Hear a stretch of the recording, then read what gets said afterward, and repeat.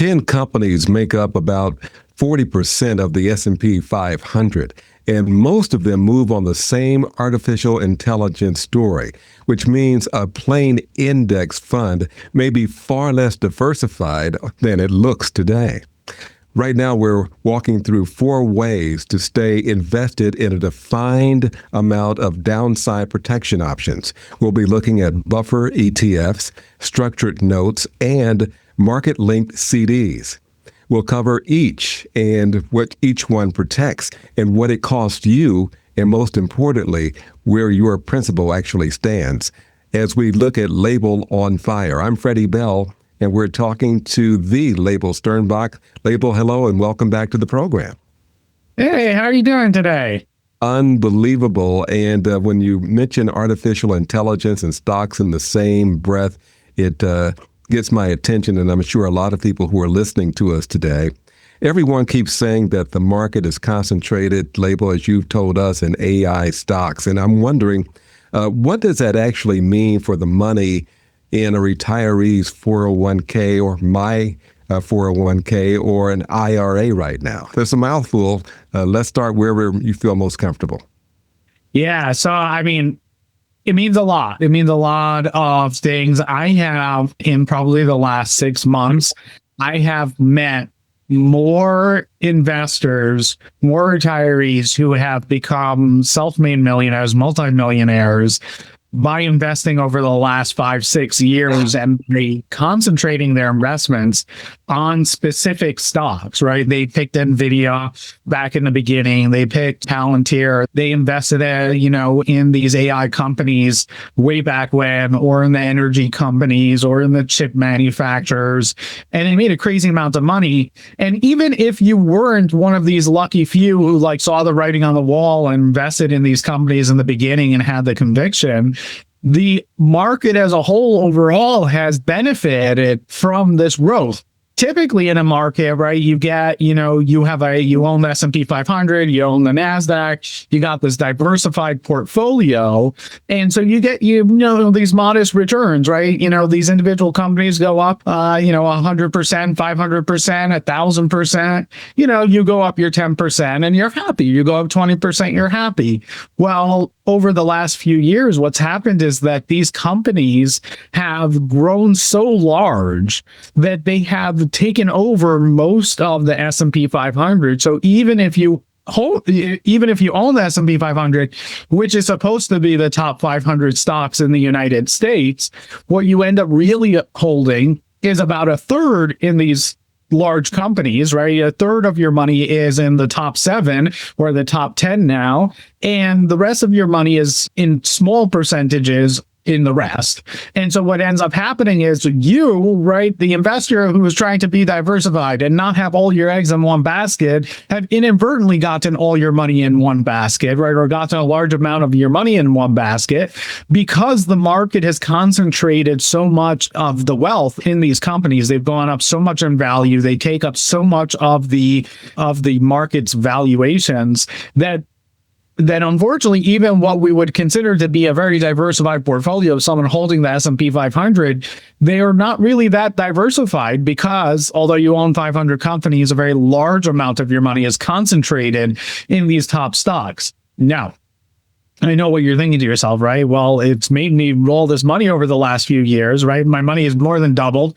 It was supposed to double every 7 years, but I doubled it in the last 3 years, right? Why should I care that it's over concentrated? And if you're young, go for you, right? I'll tell you, double down on that concentration. And in fact, go buy the NASDAQ, right? The NASDAQ is the 100 largest stocks on the NASDAQ index, right? The NASDAQ exchange happens to be mostly tech companies. If you held the NASDAQ, your money would have made even more money, right? And you would be better off. But this is where the but comes in, is everything that goes up must come down, right? This is how gravity works. And if you've been noticing the market, right, whenever there's some bad news coming out, the market just seems to tank, right? It goes down, and it doesn't go down by a 0.5% or 1%. That's what it used to be. It used to be the normal range was that the market moved within a 3% range. Now it's it does that in an afternoon. It's where we're seeing 5-10 percentage point moves on a single news item. right? The market is acting really volatile, and it's because we've got all this wealth concentrated in all these companies, and those valuations are based on the price that the last person paid for it, and people just keep paying higher and higher valuations for it. And if any of you have lived through a real estate boom and bust, right, you know what happens, right? At some point, reality has got to reset, and we've got a lot of structural problems that are happening in the market. But at the same time, the market keeps going up, right? So you want to participate in that upside, but you want to protect your downside, right? So how do you protect your downside if people are not willing to diversify because they're doing so well? Yeah, so diversification is only one way, right, of protecting your downside. Diversification is, okay, I'm not going to just own Apple. I'm going to own Amazon and Microsoft. But guess what? The thing that affects Apple or Microsoft or Amazon, like, COVID, or like a shipping crisis, like China, like tariffs, right? All these things affect all of them at the same time. And so you've just diversified away, you diversified your company risk, but you haven't diversified away the systemic risk of what happens if something affects the entire market as a whole, like us going to war with Iran and the Strait of Hormuz getting shut down, right? These are systemic risks that affect everyone. And the only real way to protect against systemic risk is either to have diversifying to investments that have non-systemic correlation, right? So things that are not affected by the global market, right? So that, an example would be, if oil, right? Oil goes, price of oil goes up. Well, people are going to start using alternatives, or corn is going to become more valuable because all of a sudden it's going to be profitable to turn corn into fuel. Whereas when oil is low, it's not that profitable to do it. Same thing with, fracking and oil wells, right? There is entire oil wells that are only profitable when oil is over $100 a barrel. Right. And so for most of the time, they sit stagnant. They're not functioning. But when oil is at a sustained high price, well, all of a sudden these oil wells turn back on because it's profitable. So what you need to do, right? One is we need to diversify away from just market risk, right? Where we have that systemic risk. We want to have what's known as uncorrelated risk. So market goes down, we don't go down with it. That's one way to do it. But another way, and something that's become really popular, and if anyone has ever seen any, late night TV, you've heard about annuities, right? Annuities sell this promise of, well, the market goes up and you'll participate in that upside. And when the market goes down, you're not going to participate in the downside. Well, that used to be just the realm of the big investment banks, the big hedge funds. They had the abilities to do that for themselves. And then the insurance companies created a very, very expensive version of that protection that they sold to everyone else. And they did it in the form of a life insurance wrapper. Lots of people have bought that. Lots of people like that. I personally am not a big fan of it because you're paying a very expensive price for something that you can get out in the open market. And so that's what we'll talk about is the different ways that you can get that same protection that the insurance companies do, right? Insurance companies, highly regulated. They're required to maintain a very large balance sheet in order to pay out all of their obligations.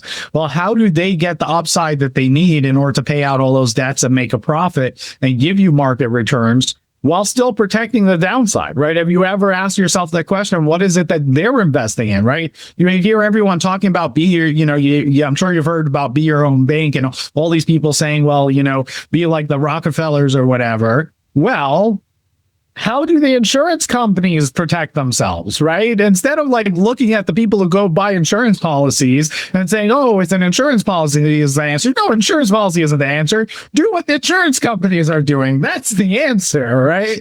And so when we look at what the insurance companies are actually doing, right, they're hedging their bets. They're very, very conservative, right? And so what they're not looking to hit home runs. What they're looking to do, right? What they're looking to do is they want to participate in the market's upside only to the extent that they can protect the vast majority of their downside, right? So they are basically looking for risk-free growth or minimal risk growth.